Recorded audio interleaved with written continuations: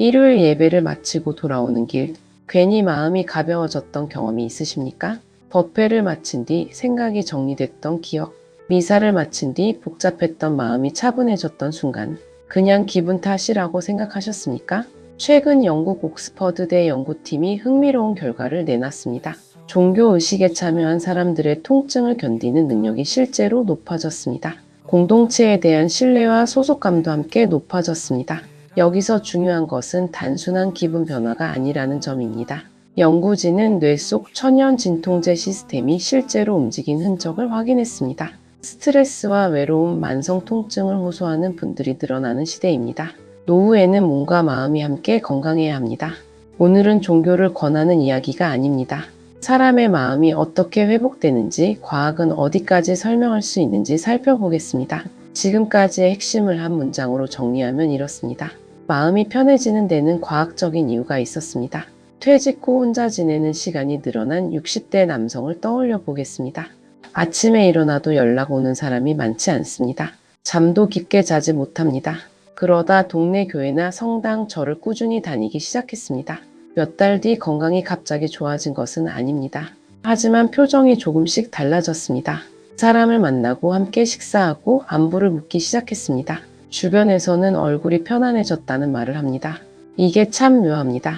옥스퍼드대 로빈 던밥 박사팀의 연구에서도 비슷한 결과가 나왔습니다. 영국과 브라질의 종교 공동체 24곳에서 성인 265명을 조사했습니다. 예배와 미사, 종교의식 전후를 비교했습니다. 참가자들은 공동체에 대한 신뢰와 친밀감이 높아졌습니다. 소속감도 더 강하게 느꼈습니다. 긍정적인 감정은 늘고 부정적인 감정은 줄었습니다.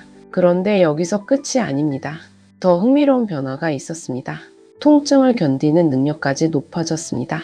연구진은 이를 확인하기 위해 통증 역치를 측정했습니다. 통증 역치는 사람이 견딜 수 있는 통증의 정도를 의미합니다. 이 수치가 의식 전보다 높아졌다는 것은 단순히 기분만 좋아진 것이 아니라는 뜻입니다. 몸의 반응도 함께 달라졌다는 의미입니다. 지금까지의 핵심을 한 문장으로 정리하면 이렇습니다.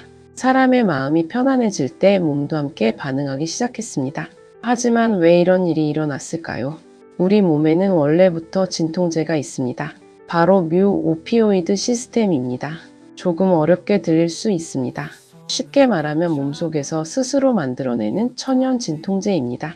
이 물질은 통증만 줄여주는 것이 아닙니다.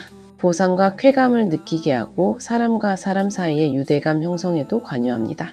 연구진은 종교의식 이후 바로 이 시스템이 활성화된 것으로 해석했습니다.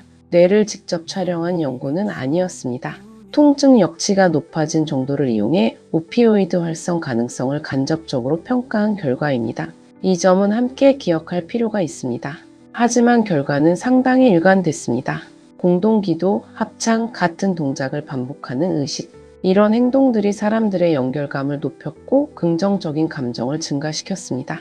연구진은 이 결과가 종교의식이 사회적 결속을 강화하는 기능을 수행하도록 진화했다는 이론을 뒷받침한다고 설명했습니다. 대규모 집단에서도 강한 유대감을 형성할 수 있도록 돕는다는 것입니다. 여기서 모두가 놓친 진짜 포인트가 있습니다.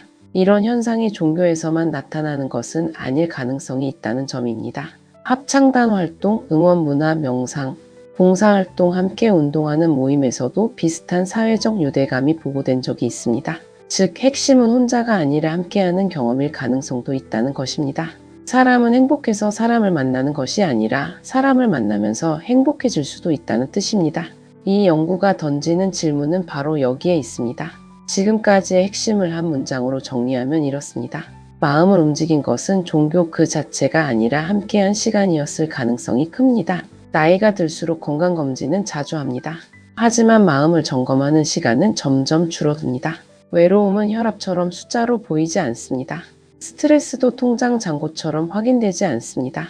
하지만 삶의 만족도에는 생각보다 큰 영향을 줍니다. 이번 연구는 종교가 모든 문제를 해결한다는 의미도 종교가 반드시 필요하다는 결론도 아닙니다. 연구가 보여준 것은 사람이 함께 모여 같이 노래하고 같이 기도하고 같이 공감하는 시간이 몸과 마음에 긍정적인 변화를 가져올 가능성이 있다는 사실입니다. 그리고 그 변화는 단순한 기분이 아니라 생리적인 반응으로도 이어질 수 있다는 점입니다. 노후를 준비한다는 것은 돈만 준비하는 일이 아닐지도 모릅니다. 마음을 지탱해 줄 사람과 공동체를 준비하는 일도 같이 생각해 볼 가치가 있습니다. 여러분은 언제 가장 마음이 편안해지셨습니까? 예배나 미사, 법회였을 수도 있고 가족과 식사하는 시간이었을 수도 있습니다. 여러분의 경험을 댓글로 함께 나눠주시면 다른 분들에게도 큰 위로가 될 수 있을 것 같습니다. 다음 영상에서는 외로움이 건강을 얼마나 해칠 수 있는지, 그리고 사회적 관계가 실제 수면과 어떤 관련이 있는지 살펴보겠습니다. 구독과 좋아요는 한 번 더 생각해 보게 되는 힘이 됩니다. 오늘도 행복한 하루 되세요. 감사합니다.